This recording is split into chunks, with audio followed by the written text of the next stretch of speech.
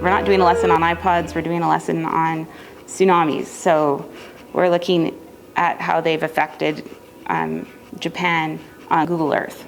So because it's focused on what it is we're trying to learn and not on the tool helping us learn it, I think that's why they're so engaged.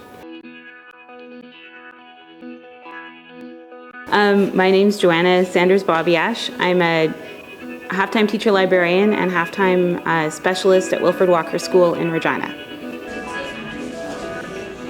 The studio model is a model where the teacher kind of models what the students will be working on and some of the things to show them what it kind of looks like, and then the students develop around that kind of based on the inquiry model, where they ask themselves questions about different issues surrounding the topic that we're studying, and then they kind of decide what they would like to learn more about or what they think other people should know more about after they've informed themselves. So then they spend a lot of time developing individual projects, either themselves or as a group, to learn more about it, and then after that they present and share the information with the class, and depending on the model, outside the classroom as well.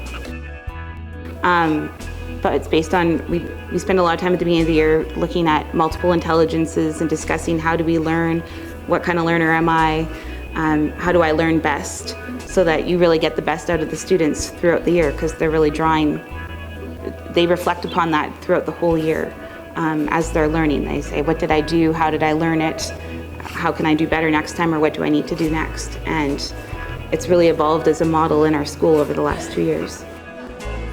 Student council at our school has decided to take up the disaster in Japan as an important issue to them. They've been fundraising money, and we thought that students felt the need to learn more about the situation in Japan and what actually happened, and some of the ramifications that might affect them. They're comparing themselves as Canadians to what happened in Japan, trying to decide, could that happen here?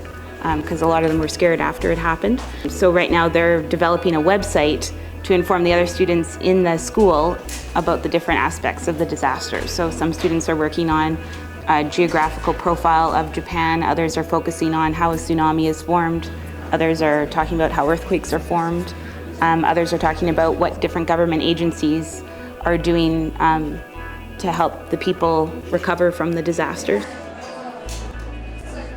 Well, I think students, because they have a lot of choice in my classroom, they try and pick things that they're passionate about. And so because they're passionate about it, the other kids really pick up on that and ask them more questions and want to know more about it. And because of that passion, they really want to share and interact and teach each other about the things that they care about.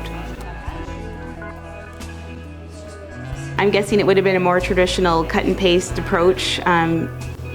We still use books for different projects because they're still really valuable resources, but we might not have had as much access to the internet. So we might have had a research period, writing it out by hand, doing something like that, as opposed to creating something that's really rich and media focused, like media rich project.